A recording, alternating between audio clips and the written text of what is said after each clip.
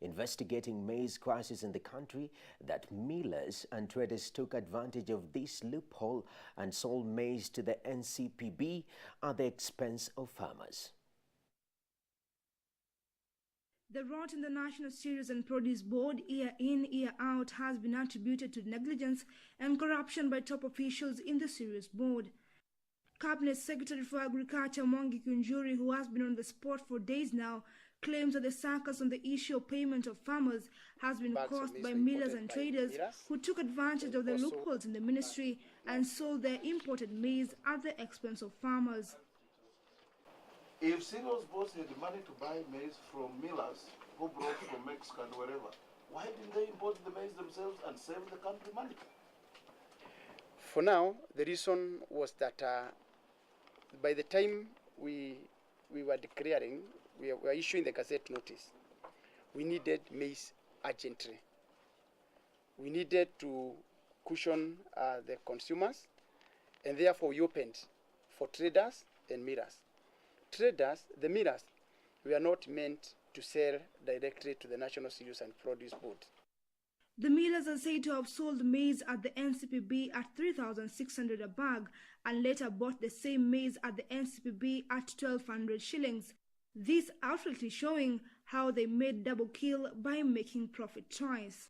According to a report by the Kenya National Bureau of Standard KEBS, maize stored in depots in Embu, Kitui, Machakos, Nakuru, Busia and Isiolo is already going bad since silos cannot store maize more than 6 months.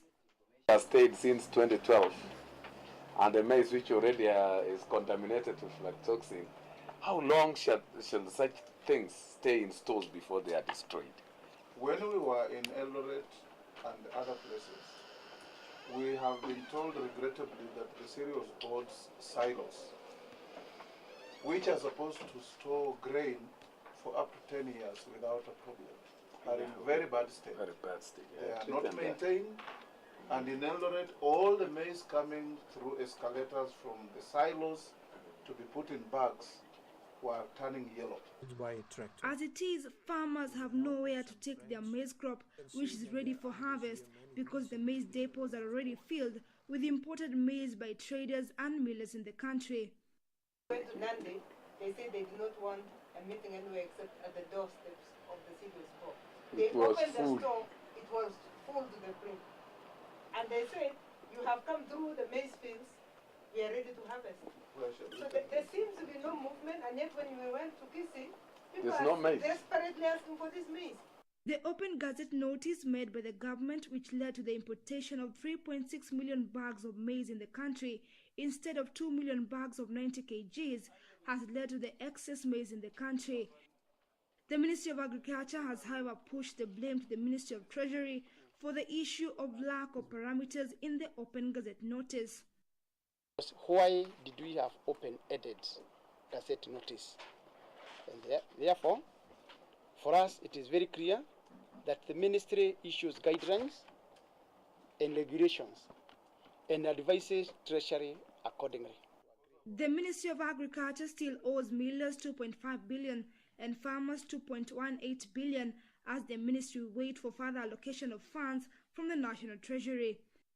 We owe millers 2.5 billion and we owe traders 3.6 billion. That's about 6.1 billion that we owe them. We have not paid. The Senate committee led by Senator Margaret Kamar also raised queries on the issue of distribution of the subsidized fertilizer. It is claimed that top officials in the NCPB colluded to steal fertilizer and sell it. Because the same challenges we are having there, you can face it, the same challenge at the governor, at the county level, whereby again you give fertilizer or subsidies, and again they disappear in the hearts of those officers. The committee has given the Ministry of Agriculture time to establish whether or not the maize in the depots is going bad. This comes even as senators pile pressure to push for the overhaul of the National Cereals and Produce Board.